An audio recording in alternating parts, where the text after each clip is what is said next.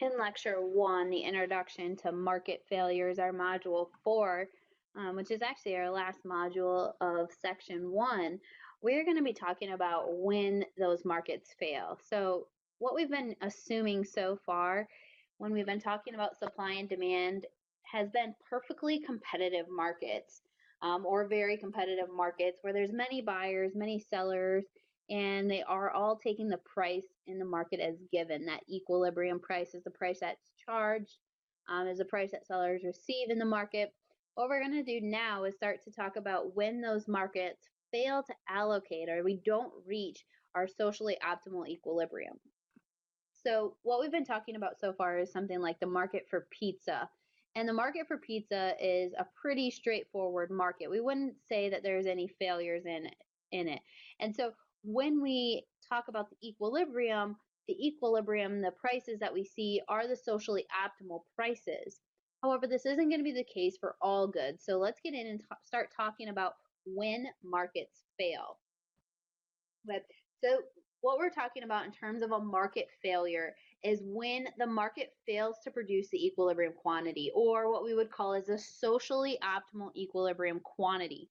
So when we're in a market that doesn't have a market failure, the equilibrium quantity that we see is also the socially optimal equilibrium quantity.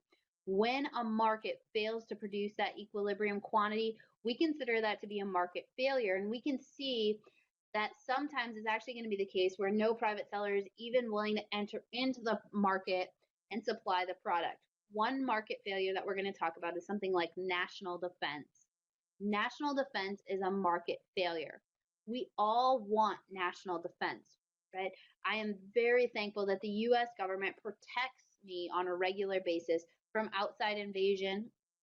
And so I am very thankful for that. But no private seller was willing to supply national defense, right? There's no supplier out there who says, I'm willing to protect the United States from outside invasion. And so instead, the US government comes in and provides that service to all US citizens, all of us living within the US borders. And so we see a market failure in that case. It doesn't necessarily mean that a market failure doesn't have to mean that no seller is supplying the product. It just means that we're not in equilibrium. One example is when we have no private sellers willing to supply the product.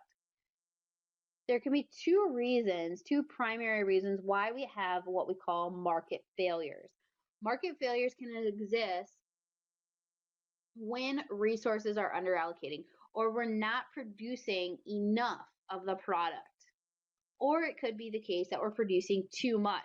So when we look at our socially optimal equilibrium quantity, we could say that resources are underallocated. We're not producing enough. And what that means is we're not spending enough of our scarce factors of production on the production of this good. So we're not spending enough land, labor, capital, and entrepreneurial ability producing this good. And so we're under allocating those scarce resources. We're not producing enough. The socially optimal equilibrium quantity is greater than the quantity that's actually being produced or bought and sold in the market. On the other hand, we can have an over allocation of resources. We can be spending too much of our land, labor, capital, and entrepreneurial ability on the production of a good. When we're thinking about our socially optimal equilibrium, we would be producing more than what we should based on that optimal quantity.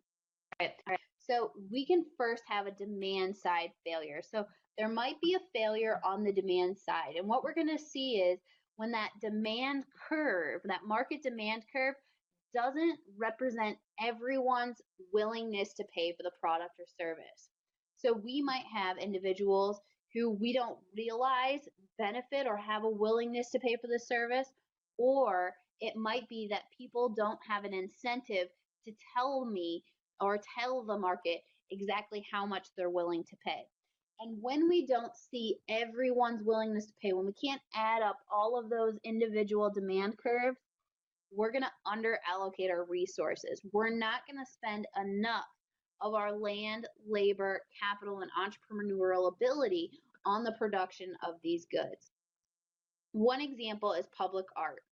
So we can all, if you live in Columbia or you're familiar with Columbia, you know that there's public art throughout the city. This is one example.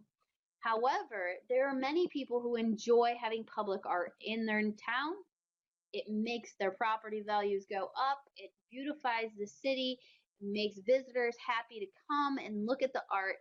There's all these extra benefits. However, not everyone is willing to state that they would pay for public art in their city. Some people might lie and say that they don't have any willingness to pay, or it might be difficult to get visitors from outside the city to say, well, this is how much I'd be willing to pay to come see your art. And so there's an under allocation of resources. Something like public art is under allocated. It's under allocated because we can't get that full demand. If we could measure everyone's demand in the economy, we would actually see that the demand is greater than what we see. And we know that a demand curve, when it shifts to the right, is going to cause us to increase our equilibrium quantity. And that's exactly what we mean. We're under allocated. We're not producing enough. If we were at the socially optimal quantity, we would be producing more. Other examples are public parks and fireworks. So these are other examples because people don't necessarily have to fully state their willingness to pay.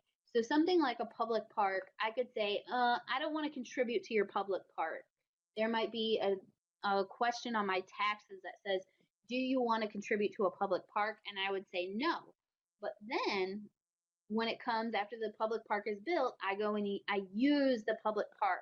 And so even though I was actually willing to pay for the good, I would actually be willing to pay, $5 a year to use that public park. I don't have to, because I can just say, no, I didn't want to pay for that park. And when that's the case, when there's incentives for people to lie, or when we can't measure everyone's demand for a good, we can see that under allocation of resources and the market fails to produce the socially optimal quantity or the equilibrium quantity. Okay, and this is going to occur when many can enjoy the benefits or others outside of those who are purchasing the product and those who are supplying the product, when others can enjoy the benefits but not have to pay anything for the product. So they're not going to be the suppliers, they're not going to be the demanders, but for some reason, they can enjoy some external benefit. And that's going to be exactly the case with our public parks, our city artwork, and our fireworks. All right. On the other side, we can have supply side market failures. And this is going to be the case when our producers of the products understate the full cost of production.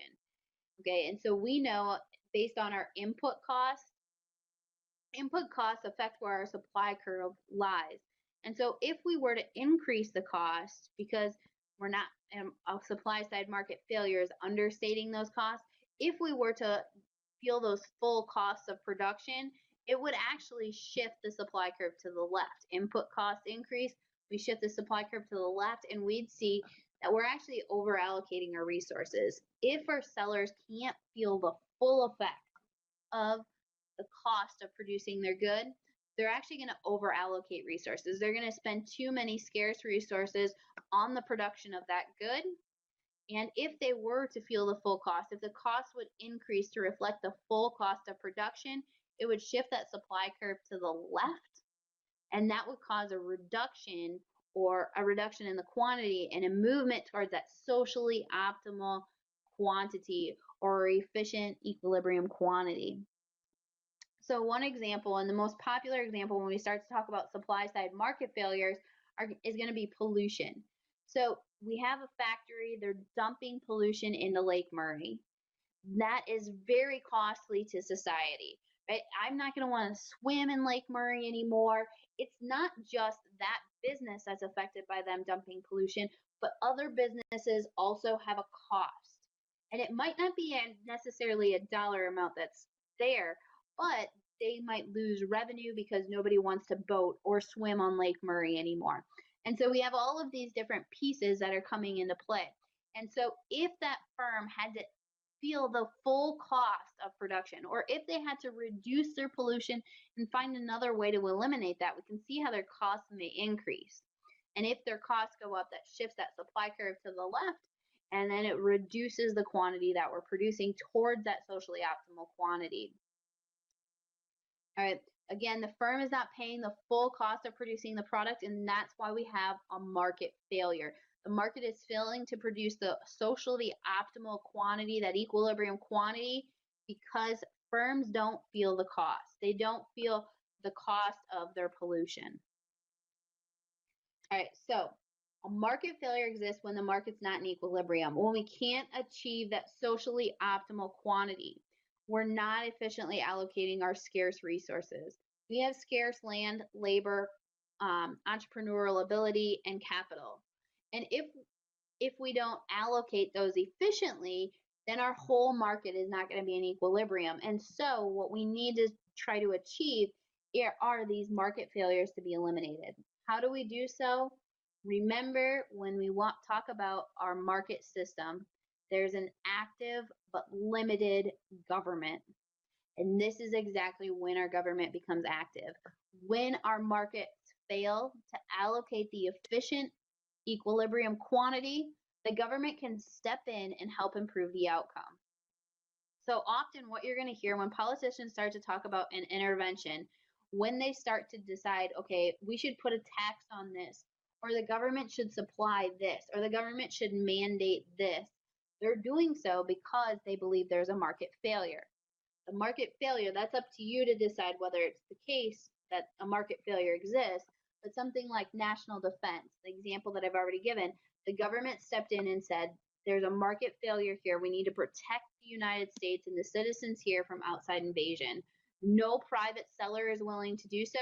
So we're going to step in and take that role and completely supply the product. Another example would be the healthcare industry. The US government decided that there was a market failure in health insurance, that we weren't allocating the correct or socially optimal quantity of health insurance. And so they stepped in to improve, they intervened in the market to improve that quantity.